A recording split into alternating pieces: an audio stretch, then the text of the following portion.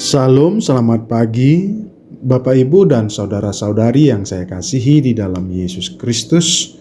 Sebelum kita mendengarkan firman Tuhan, marilah kita berdoa.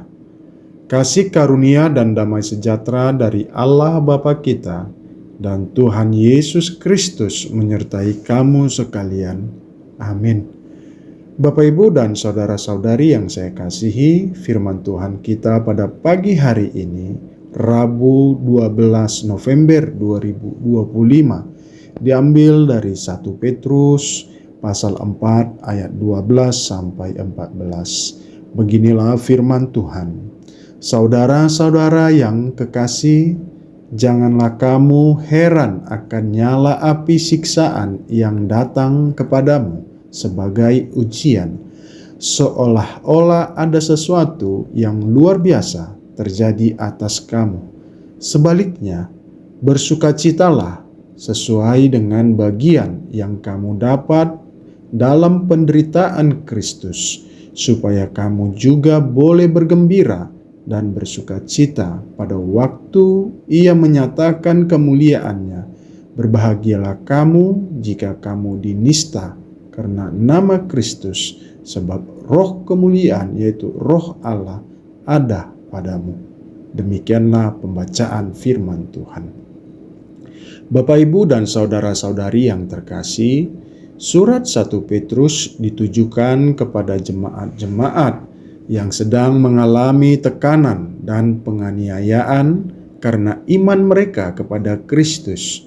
Dalam keadaan yang seperti itu, 1 Petrus 4 ayat 12 sampai 14 memberikan sebuah pemahaman mengenai penderitaan.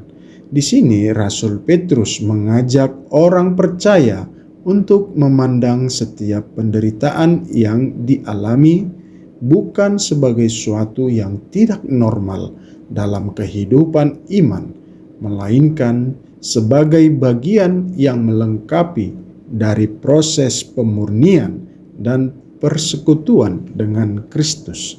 Dalam ayat 12, Petrus menggunakan kata nyala api siksaan yang secara bahasa kiasan menggambarkan proses pemurnian seperti logam yang dimurnikan dengan api. Ujian yang dialami umat percaya bukanlah suatu kebetulan, tetapi sebuah sarana Tuhan untuk membentuk karakter Kristus di dalam hidup mereka. Hal ini sejalan dengan prinsip iman yang terdapat juga dalam Yakobus 1 ayat 2 sampai 4 dan Roma 5 ayat 3 sampai 5, bahwa penderitaan menghasilkan ketekunan dan kematangan rohani. Ayat 13 menekankan aspek peran serta kita dalam penderitaan Kristus. Bersukacitalah sesuai dengan bagian yang kamu dapat dalam penderitaan Kristus. Konsep ini menegaskan pengajaran tentang persekutuan orang percaya dengan Kristus yang mencakup baik penderitaan maupun kemuliaannya. Dengan demikian, penderitaan bukanlah sekedar pengalaman manusiawi yang pasif, tetapi merupakan partisipasi aktif dalam karya penebusan Kristus di dunia. Pada ayat 14, Petrus memberikan dimensi peran serta roh Allah terhadap penderitaan, sebab roh kemuliaan, yaitu roh Allah, ada padamu. Kehadiran roh Allah menjadi penanda bahwa penderitaan karena Kristus membawa identitas Kristus di dalam diri orang percaya. Roh Allah bukan hanya menghibur, tetapi juga memuliakan, sehingga penderitaan karena iman bukanlah tanda ketidakhadiran Allah, melainkan bukti kehadirannya yang nyata. Saudara yang terkasih, secara pandangan iman Kristen, perikop ini secara tidak langsung mengoreksi pandangan umum yang mengatakan bahwa setiap penderitaan yang dialami orang percaya adalah akibat dari dosa atau tanda kutukan. Tetapi dalam kerangka iman Petrus, penderitaan memiliki nilai pengajaran keselamatan dan tentang akhir zaman, yang artinya penderitaan menegaskan identitas orang percaya sebagai bagian dari tubuh Kristus yang turut menanggung salib. Penderitaan menjadi jalan menuju kemuliaan yang akan dinyatakan kelak di akhir zaman.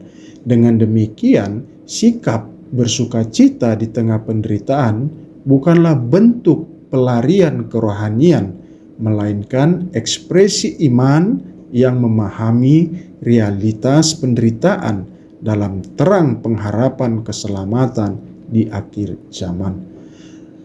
Bapak, Ibu, dan saudara-saudari, di dalam konteks kekristenan masa kini, teks ini mengingatkan kita bahwa komitmen kepada Kristus seringkali menuntut keberanian untuk berbeda dari nilai-nilai duniawi.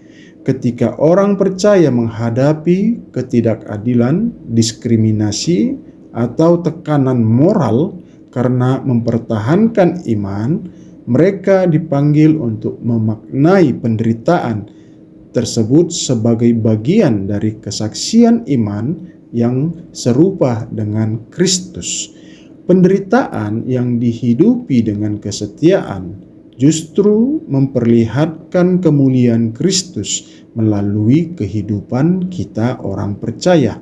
Dengan kata lain, surat 1 Petrus pasal 4 ayat 12-14 menampilkan sebuah cara pandang iman yang menempatkan penderitaan bukan sebagai kegagalan iman, melainkan sebagai sarana partisipasi dalam karya Kristus dan bukti kehadiran Roh Allah.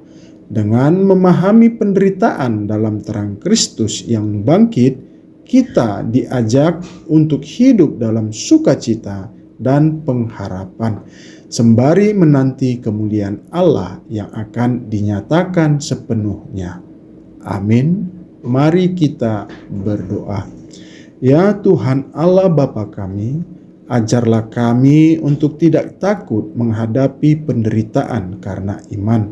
Kiranya melalui setiap ujian kehidupan yang dapat kami rasakan sampai saat ini, menjadi jalan Engkau memurnikan iman kami dan menjadikan kami saksi-Mu yang setia. Berilah kami sukacita dan damai yang hanya datang dari-Mu, sebab kami percaya kemuliaan-Mu akan nyata di atas segala penderitaan kami. Dalam nama Yesus Kristus kami berdoa. Amin.